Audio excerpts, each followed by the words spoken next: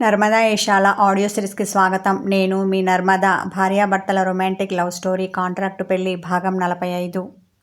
నిద్ర ఆపుకోలేకపోయింది కృతి. కళ్ళు మూతలు పడ్డాయి. నిద్రలోకి జారుకుంది. అదే మంచం మీద ఆమెకు జానెడు దూరంలో పడుకున్న కిరణ్ రెప్పవాల్చకుండా ఆమెను చూస్తూ ఉన్నాడు.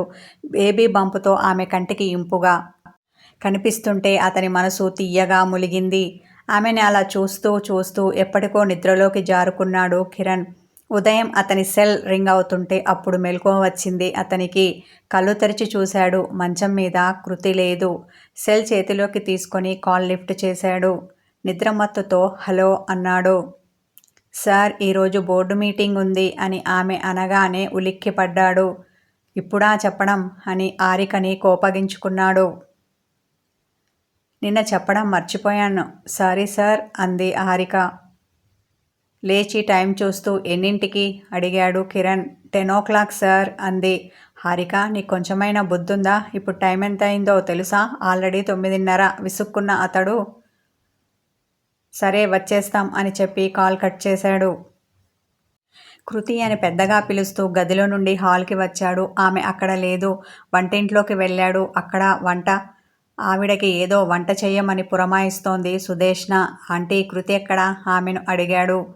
అతని కంగారు చూసి ఏమైంది, ఎందుకలా అడుగుతున్నావు అంటూ అతన్ని చూసి కనుబొమ్మలు ముడివేసింది.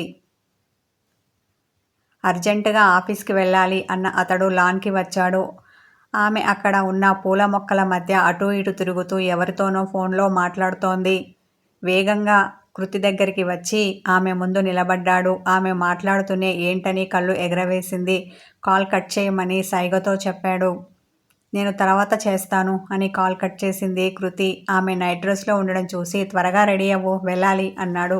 ఎక్కడికి? విస్మయంతో అతన్ని చూసింది. ఈరోజు బోర్డు మీటింగ్ ఉందని హారిక కాల్ చేసింది. అది కూడా 10 o'clockకి. ఇన్ టైంలో అందరూ వచ్చేస్తామని చెప్పారట. ఈ విషయం ముందుగా చెప్పడం తను మర్చిపోయిందట అన్న అతడు ఆమెతో పాటు ఇంట్లోకి నడిచాడు. దీని మతిమరుపు తగలయ్యా, ఇది ఎప్పుడు ఇంతే, చివరి నిమిషంలో టెన్షన్ పెడుతుంది. అసలు దీన్ని తీసేసి మరో పిఏని పెట్టుకోవాలి. హారికను తిడుతూ తన గదికి వెళ్ళింది కృతి. కిరణ్ తన గదికి వచ్చి 10 నిమిషాల్లో రెడీ అయ్యాడు. కృతి అయ్యిందా అంటూ ఆమె గది దగ్గరికి వచ్చాడు.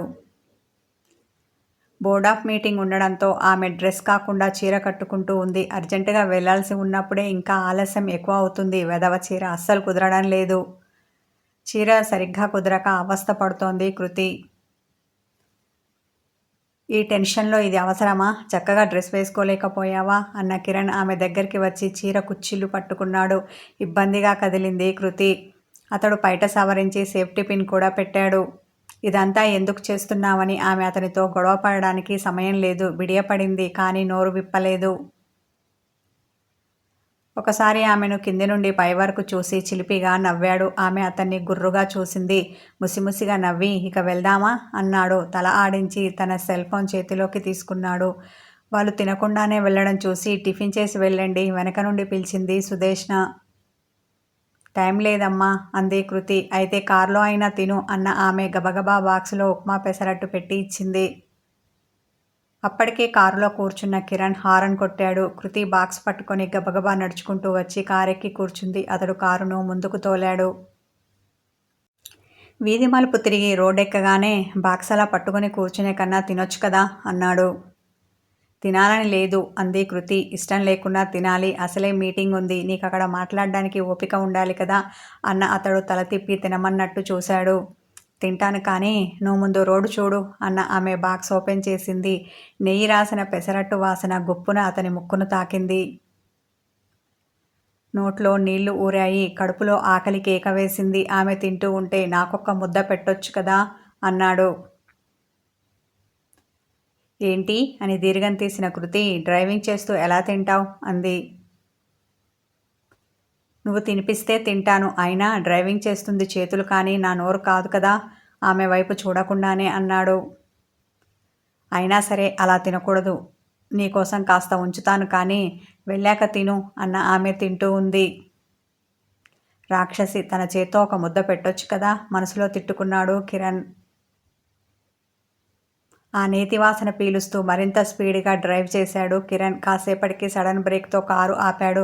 తింటూ ఉన్న కృతి అది చూసి ఎందుకు ఆపావు అంది. సిగ్నల్ పడ్డా ఆపకూడదా అన్న అతడు ఆమె తింటున్న బాక్సులో నుండి పెసరట్టు ముక్క తీసి నోట్లో పెట్టుకున్నాడు. అప్పటికి కానీ అతని ఆత్మారాముడు శాంతించలేదు. కక్కుర్తి అని అతన్ని చూసి రుసరుసలాడింది కృతి. నీకన్నానా? పెదవి విరిచాడు కిరణ్. నేను తినను అంటే నువ్వే కదా తినమన్నావు. ఆమె నోట్లో ముద్ద ఉంచుకొనే మాట్లాడింది. చూడు, ఇప్పుడు కూడా నోట్లో ఉంచుకొని మాట్లాడుతున్నావు. మింగాక మాట్లాడొచ్చు కదా. దీన్ని బట్టి తెలుస్తుంది ఎవరిది కక్కుర్తినో వెటకారమాడాడు కిరణ్. అతన్ని కోపంగా చూసింది కృతి. నీకలా చూడ్డం తప్ప ఏం వచ్చు అన్న కిరణ్. అరే మొగుడే కదా, తన చేత్తో ఒక ముద్ద పెట్టాలి అన్న ఆలోచన లేదు ఈవిడకి. ఎందుకు పుడతారో ఇలాంటి వాళ్ళు అంటూ ఎటో చూశాడు. నాది సేమ్ ఫీలింగ్ మూతి విరుపుతో అన్న కృతి. తింటుంది నేను కాదు నీ కొడుకు. వాడికి నీలాగే తిండియావ ఎక్కువ అనుకుంటా. నాకిష్టం లేదురా బాబు అంటే వింటున్నాడా? అబ్బే వినడం లేదు. తిను తిను అని నా చేత బలవంతంగా తినిపిస్తున్నాడు. అనాల్సింది నన్ను కాదు వాడిని. అయినా అబ్బబుద్ధులే కదా కొడుక్కి వస్తాయి అని మరోసారి మూతి తిప్పింది. కృతి అన్నదానికి అతడు కౌంటర్ వేయాలి అనుకున్నాడు. కానీ రెడ్ పోయి గ్రీన్ సిగ్నల్ వచ్చింది. దాంతో ఆమెతో వాదులాట ఆపి కారును ముందుకు తోలాడు. వాదులాటలో తనది పైచెయ్యి అయినప్పుడు ఉండే కిక్కే వేరప్ప అంటూ హ్యాపీ ఫీల్ అయిన కృతి తినడం అయిపోవడంతో బాక్స్ మూత పెట్టి డాష్బోర్డ్లో పెట్టింది. ఉంటుంది ఎందుకుండదు. తమరి మెంటాలిటీ సైకో బాపతి కదా, అలాగే ఉంటుంది అన్న కిరణ్ మళ్ళీ కారును ఆపాడు. సైకోలకే తెలుస్తాయి అలాంటి సైకో లక్షణాలు అంటూ అతని మీద మరో పంచ్ వేసింది కృతి. ఇప్పటిదాకా ఫుడ్ తిన్నావు, ఇప్పుడు నన్ను తింటావా? లేక కారు దిగేదేమైనా ఉందా? చిరుకోపంతో అన్నాడు కిరణ్. అతని మీద పంచులు వేస్తూ కారు ఆగిన విషయం కానీ ఆఫీస్ వచ్చిన విషయం కానీ గమనించలేదు కృతి. బయటకు చూసి నాలుక ఖర్చుకొని కారు దిగింది. కార్ పార్క్ చేయమని వాచ్మెన్కి కీ ఇచ్చి ఆమె వెనకే ఆఫీస్ లోపలికి వచ్చాడు కిరణ్. వీళ్ళ కోసం ఎదురు చూస్తున్న హారిక వీళ్ళకి క్యాబిన్ డోర్ దగ్గర ఎదురుపడింది. హారిక, అర్జెంటుగా నాకు కొత్త పిఏ కావాలి, యాడ్ ఇవ్వు రాగానే అంది కృతి. నేనున్నాను కదా మేడం, మరొకరు ఎందుకు కంగారు పడుతూ అడిగింది హారిక. నీకిప్పుడు డ్యూటీ మీద ఇంట్రెస్ట్ పోయింది కదా, నువ్వు ఇంట్లో కూర్చుని నీ మొగుడికి సేవలు చేసుకో. నీ అవసరం నాకు కానీ నా ఆఫీస్కి కానీ లేదు. అందుకే నాకు మోస్ట్ టాలెంటెడ్ కొత్త పిఏ కావాలి. అదేదో త్వరగా చూడు అంటూ తన సీట్లో కూర్చుంది కృతి. ఇప్పుడు ఈ డిస్కషన్కి సమయం కాదు, మీటింగ్ సంగతి చూడు కృతితో అన్న కిరణ్. హారిక నువ్వు నాతోరా అన్నాడు. హారికతో కలిసి మీటింగ్ హాల్కి వచ్చాడు. అక్కడ ఏర్పాట్లు చూసి ఓకే గుడ్ అన్న కిరణ్ మీటింగ్కి ఇంకా ఎంత టైం ఉంది రిస్ట్ వాచ్లో టైం చూస్తూ ఆమెను అడిగాడు. జస్ట్ 5 minutes సార్, ఆల్రెడీ వాళ్ళు బయలుదేరారు, ఆన్ ద వేలో ఉన్నారు అంది హారిక. ఓకే నువ్వు ఇక్కడే ఉండు, వాళ్ళని రిసీవ్ చేసుకో, నేను ఇప్పుడే వస్తాను అనేసి కృతి దగ్గరికి వచ్చాడు కిరణ్. ఆమె ఫైల్తో కుస్తీ పడుతోంది. ఇలా ఇవ్వు. ఆమె చేతిలో నుండి తీసుకున్నాడు. అతడు గబగబా పేజీలు తిప్పడం చూసి అలా తిరిగేస్తే అందులో ఉన్న మ్యాటర్ బుర్రకి ఎక్కదు అసహనంతో విసుక్కుంది. అది నీకు నాకు కాదు అన్న అతడు ఇందులో 2 మిస్టేక్స్ ఉన్నాయని గబగబా సరిచేశాడు. అబ్బా వచ్చాడండి కంప్యూటర్ కన్నా ఫాస్ట్ బుర్ర ఉన్న మేధావి అంటూ అతన్ని ఎగతాళి చేసింది. అతడు ఆమెను కోపంగా చూశాడు. నీలాంటి వాళ్లకు నా పనితనం అర్థం కాదు అన్నాడు. ఆ ఫైల్ ల్యాప్టాప్ తన వెంట తీసుకుని వెళ్తూ నా వెనకాలే చిన్నగా రా, హడావిడిగా పరిగెత్తుకొని రాకు అన్నాడు. ఆమె ప్రెగ్నెంట్, చిన్నగా నడవాలి అన్న విషయం ఆమెకు గుర్తు చేశాడు. పదే పదే నువ్వు చెప్పాల్సిన అవసరం లేదు, నాకు గుర్తుంది కోపంతో అతని మీద అరిచిన కృతి అతని వెనకాలే మీటింగ్ హాల్కి బయలుదేరింది. ఆమె వచ్చేసరికి బోర్డ్ ఆఫ్ మెంబర్స్ అందరూ వచ్చి ఉన్నారు. గుడ్ మార్నింగ్ ఎవ్రీవన్ అన్న ఆమె తన సీట్లో కూర్చుంది. ఏంటి ఇంత అర్జెంటుగా మీటింగ్ పెట్టారు వాళ్ళని చూసి అడిగింది. ఒక ఇంపార్టెంట్ విషయం మీతో డిస్కస్ చేయడం కోసమని ఈ మీటింగ్ అరేంజ్ చేయమని చెప్పాను అన్నాడు ఈ మధ్యనే ఈ కంపెనీలో కొత్తగా మెంబర్షిప్ తీసుకున్న భార్గవ్. ఏంటో ఆ విషయం చెప్పమన్నట్టు అతన్ని చూసింది కృతి. మేడం మీకు ఉపేంద్ర తెలుసా అడిగాడు అతడు. తెలుసు అయితే అన్న ఆమె ఇప్పుడు అతని ప్రస్తావన అప్రస్తుతం అన్నట్టు విసుగ్గా భార్గవ్ని చూసింది. మేడం ఆ ఉపేంద్రకి మీకు పర్సనల్ ప్రాబ్లమ్స్ ఏమున్నాయో నాకు తెలియదు కానీ అతను మీ గురించి సార్ గురించి చెడుగా చెప్తున్నాడు. మన కంపెనీ గుడ్ విల్ దెబ్బతీయాలని చూస్తున్నాడు. ఇలా అయితే మన బిజినెస్ దెబ్బతింటుంది. అసలే నేను కొత్తగా దీంట్లో ఇన్వెస్ట్ చేశాను. కొంచెం అటు ఇటు అయినా ఎప్పటి నుండో ఉంటున్న మీకు ఏమీ కాకపోవచ్చు, కానీ నేను లాస్ అవుతాను, పూర్తిగా రోడ్ మీదకి వస్తాను. అందుకే ఈ విషయం మన బోర్డు మెంబర్స్కి అందరి ముందు మీకు చెప్పాలి అని ఈ మీటింగ్ అరేంజ్ చెయ్యమన్నాను వినయంగా చెప్పాడు అతడు. అవునా అన్నట్టు కిరణ్ని చూసింది కృతి. నిజమేనని కనురెప్పలు మూసి తెరిచాడు కిరణ్. మరి విని నువ్వేం చేస్తున్నావు? కళ్ళతోనే అతన్ని ప్రశ్నించింది కృతి. తర్వాత చెప్తాను. అతడు కూడా కళ్ళతోనే సమాధానమిచ్చాడు. కృతికి బోర్డ్ మెంబర్స్కి ఏం చెప్పాలో అర్థం కాలేదు. బ్లాక్ ఫేస్తో చూసింది. అప్పుడు కిరణ్ నోరు విప్పాడు.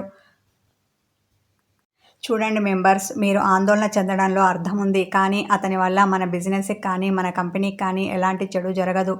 దానికి నేను హామీ ఇస్తున్నాను. ఈ విషయం మీరు ఇలా మీటింగ్ ఏర్పాటు చేసి చెప్పడం బాగుంది. కానీ ఈ విషయం నాకు ముందే తెలుసు. ఆల్రెడీ వాడిని నిన్న రాత్రే కటకటాల వెనక్కి తోశాను. వాడిప్పుడు జైల్లో కూర్చొని ఊచలు లెక్క పెడుతున్నాడు. కావాలంటే మీరు వెళ్ళి చూడొచ్చు. ఇక ఈ విషయం మాకెందుకు చెప్పలేదని మీరు అంటారేమో. మిమ్మల్ని టెన్షన్ పెట్టడం ఇష్టం లేక చెప్పలేదు. అయినా మీరు మమ్మల్ని నమ్మి బిజినెస్లో ఇన్వెస్ట్మెంట్ చేశారు. ఆ నమ్మకం మీ మనసులో ఎప్పటికీ అలాగే ఉంచండి అన్న కిరణ్. ఇంతేనా? ఇంకేమైనా సమస్యలు ఉన్నాయా? ఉంటే ఇప్పుడే చెప్పొచ్చు అన్న అతడు మళ్ళీ తన సీట్లో కూర్చున్నాడు. ఇంకేమీ లేవు మేడం. సార్ ఇంత బాగా మాకు హామీ ఇచ్చిన తర్వాత ఇక మేము నిశ్చింతగా ఉంటాం అని చెప్పి వెళ్ళడానికి లేచి నిలబడ్డారు వాళ్ళు. తల ఆడించింది కృతి. తదుపరి మీటింగ్లో మళ్ళీ కలుస్తాను సార్ కిరణ్తో అని వెళ్ళారు వాళ్ళు. ఉఫ్ అని నోటి నిండా గాలిని బయటికి వదిలేసి టెన్షన్ ఫ్రీ అయ్యింది కృతి. అంతేకాదు కిరణ్ని ఎర్రబడ్డ కళ్ళతో చూసింది. హారిక, ఆకలిగా ఉంది, టిఫిన్ సంగతి చూడు అని అక్కడ ఉన్న ఆమెను పంపించాడు కిరణ్. హారిక వెళ్ళగానే ఈ విషయం నాకెందుకు చెప్పలేదు? కిరణ్ మీద గట్టిగా అరిచింది కృతి. ఈ టైంలో చెప్పి నిన్ను టెన్షన్ పెట్టడం ఇష్టం లేక చెప్పలేదు. ఇక ఈ మెంబర్స్కి కూడా ఈరోజు చెప్దామనుకున్నాను. ఈలోపే వాళ్ళు తొందరపడ్డారు, మీటింగ్ పెట్టారు. పోనీలే, ఇది కూడా ఒకందుకు మంచిదే అన్న కిరణ్ భుజాలు కదిలించాడు. ఏంటి మంచి? నాకు చెప్పకుండా నువ్వు సొంతంగా డెసిషన్ తీసుకుంటావా? ఇదేమీ నీ కంపెనీ కాదు, నాది. ఏం చేసినా నాకు చెప్పి చెయ్యాలి అన్న కామన్ సెన్స్ లేదా? అతన్ని ఉరిమి చూసింది కృతి. ఈ రొమాంటిక్ కథ కొనసాగుతుంది. హాయ్ వ్యూవర్స్, నా స్టోరీ నచ్చితే లైక్ చేయండి, కామెంట్ చేయండి, హైప్ చేయండి. Thank you.